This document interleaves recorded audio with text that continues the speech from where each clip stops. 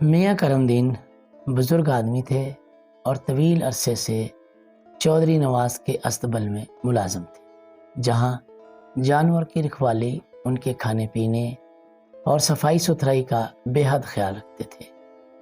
چودھری صاحب بہت رحم دل انسان تھے۔ گاؤں کے لوگوں کے ساتھ ساتھ وہ اپنے جانوروں سے بھی بہت محبت کرتے تھے اور ان کو کسی تکلیف میں نہیں دیکھ سکتے تھے۔ جانور بھی ان کی بات سمجھتے تھے۔ ایک دن کرم دین نے آ کر چودھری صاحب کو بتایا، آپ کی پسندیدہ بھینس بوری چارہ نہیں کھا رہی۔ چودھری صاحب تڑپ کر اٹھے اور حکم دیا، جا کر حکیم صاحب کو لے آؤ تاکہ وہ بھوری کا معائنہ کریں کہ وہ چارہ کیوں نہیں کھا رہی۔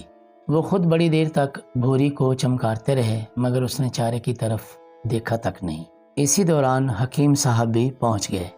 انہوں نے بھوری کا مکمل معائنہ کیا اور بتایا، بالکل ٹھیک ہے بھوری، نہ جانے کیا وجہ ہے کہ چارہ نہیں کھا رہی۔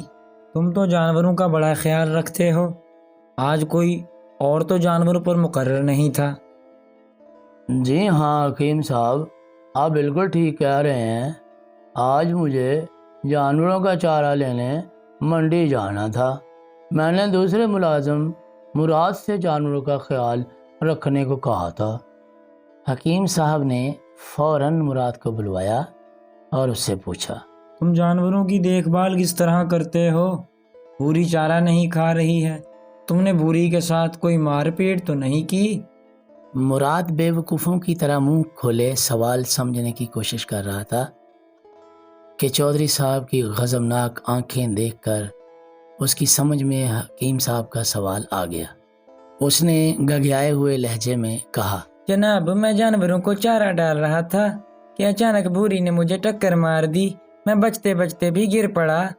میں نے فوراً چھڑی اٹھائی اور دو چار اس کی کمر پر جڑ دیں۔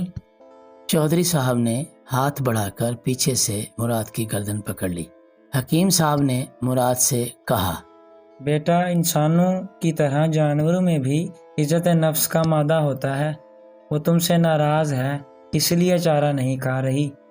مراد نے سادگی سے کہا، حکیم جی، بھوری نے پہلے مجھے ٹکر ماری تھی۔ حکیم نے مسکراتے ہوئے کہا، بے وقوف انسان، جانور چونکا بے زبان ہوتے ہیں، وہ تو خوشی یا پیار میں ٹکر مار لیتے ہیں۔